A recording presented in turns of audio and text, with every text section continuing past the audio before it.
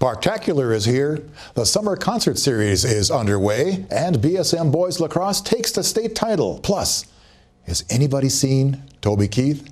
These stories and more on this week's Park Update.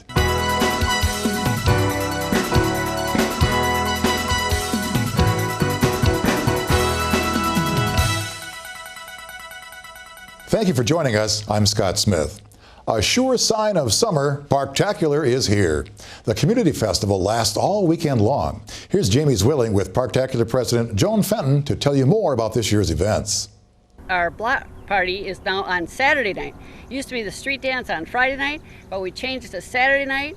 We have extended the hours from 6:30 until 10:30, and we've got a great new band called Trailer Trash that plays honky-tonk music and a little country and a little of this and that, and you're going to love it. You heard it right here, Parktacular, our wonderful community celebration, open to everyone, and most events you can get into with your button or for a small fee, right, Joan? That is right, and I wanted to mention about the button, so thank you for bringing that up. Our button this year has more benefits than ever. First of all, it only costs $5 for one button, but we've got a special family deal going. 4 buttons for the price of 3, so only $15 for 4 buttons. And that button gets you free admission into the street dance, which is now the block party, and also the Swim Into the Beat event. It also gives you the coupon card that has lots of coupons from various area businesses and restaurants, especially Dairy Queen, where you get one free Blizzard if you buy one. Also at the bottom is a door prize entry form, and you can have a chance to win door prizes, and we got a great one from Maurice Hyundai, a free weekend use of one of their brand new Hyundai Genesis vehicles. Also lots of other great door prizes, and so buy your buttons and come, and you'll be glad you did. Thanks, Joan. We'll see you at Parktacular.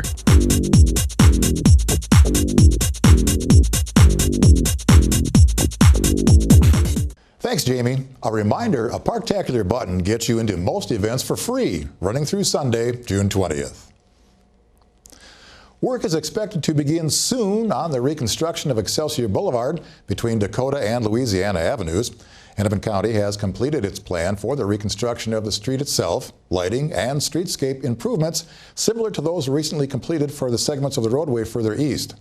The bridge over Minnehaha Creek will also be replaced as part of the project.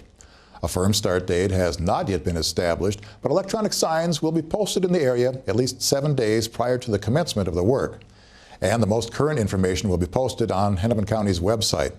All lanes of traffic are expected to be open by November 15th this year. Fire station planning continues to be a hot topic in the park this summer. A public meeting will be held from 6 to 8 p.m. Thursday, June 24th at the Rec Center Banquet Room for community members to provide input on initial site plans for the 2 new fire stations and Northside Park. The first 75 minutes of the meeting will be dedicated to Fire Station Number 2 and Northside Park, and the second half of the meeting will focus on the Fire Station Number 1. More details are available on the city's website.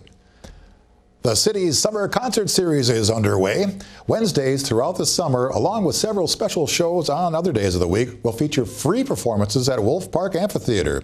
Check out stlouispark.org for an up-to-date listing of scheduled performances. And if you're looking for something a little bit more country, Toby Keith's I Love This Bar and Grill is now open at the West End. The restaurant/bar/entertainment venue bills itself as a place with down-home cooking, the best in high-energy live bands, and a friendly environment that makes you feel like a part of the family. It's the first location in the Midwest for the country superstar's 11-chain establishment.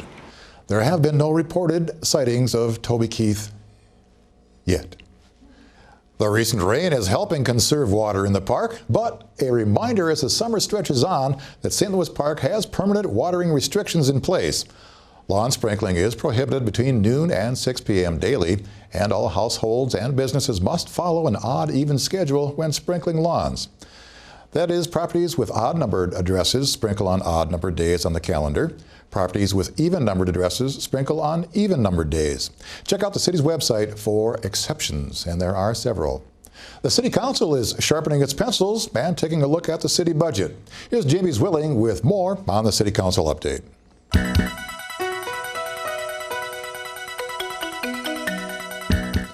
The City Council is getting started on its 2011 budget work. Staff presented an overview of expected challenges and areas of focus for the upcoming budget. While not facing as significant a shortfall as 2010, the council will still be faced with some tough decisions for 2011 to balance the budget. Staff is now compiling more detailed budget information, and the council will begin its months-long work in earnest beginning in August. I'm Jamie Zwilling, and that's this week's Council Update. Thanks for that update, Jamie. That is the latest news in the park. Now here's a look at events happening in your neighborhood. The South Oak Hill Summer Kickoff Ice Cream Social is happening Saturday, June 19th from 2 to 4 p.m. at Edgebrook Park. The Browndale Campout and Movie Night is Friday, June 18th at 6:30 p.m. That will be at Browndale Park. And the Crestview Neighborhood Picnic is on Tuesday, June 22nd, 5:30 p.m. till dusk. That will be held at 18th Street and Fairway Lane in the park. Volunteers are needed all around the city this summer. A group, organization, or yourself can adopt a garden, adopt a street, or adopt a park. To volunteer, contact Sarah Kresbeck at the City and Schools of St. Louis Park Volunteer Office. Just call 952-928-6025. That's it for the news in the neighborhood. In school news, St. Louis Park High School and Benilde St. Margaret's both held commencement exercises earlier this month. If you missed the events, check them out on cable channels 14 and 16 or online at stlouispark.org and click on Community TV. Summer is just getting started, but a reminder that grades 1 through 12 at St. Louis Park Public Schools will start the academic year on September 1st this year. Kindergartners will begin on September 3rd. And that is your latest school news for St. Louis Park. Up next, how you can fertilize your garden by mixing grounds into the ground.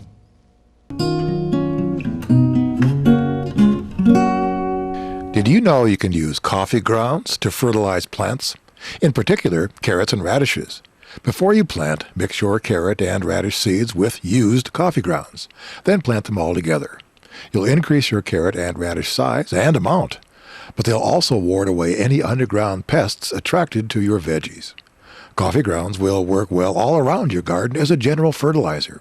Coffee grounds contain many nutrients which are good for a garden, both flowers and vegetables. Just add the coffee grounds to the soil. It's easy and it's green. I've used coffee grounds in my plants for years. It does work quite well. Both the Orioles and the Red Knights ended their spring sports with postseason play. Les Farrell is up next with Sports Update. Benilde St. Margaret's boys lacrosse team captured their second state championship by defeating the Totino Grace Eagles 7-3 at Mounds View High School. Bailey Dodds, Ryan Butts, Charlie Gondek, and Thomas Gilligan were named to the all-tournament team. Assistant coach Andy Mykog was named Assistant Coach of the Year.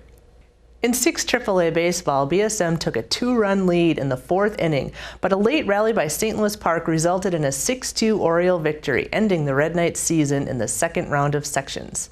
BSM ends the season with a 15-6 record while having won the North Suburban Conference title. The Orioles advanced, but lost 11-3 to Robbinsdale Armstrong on June 3rd.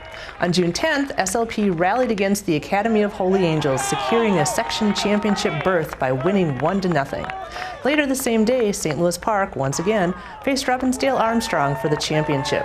The top-ranked Falcons proved too much for the Orioles and won the 6th AAA title by a score of 8-1. The Orioles ended their season at 17-7.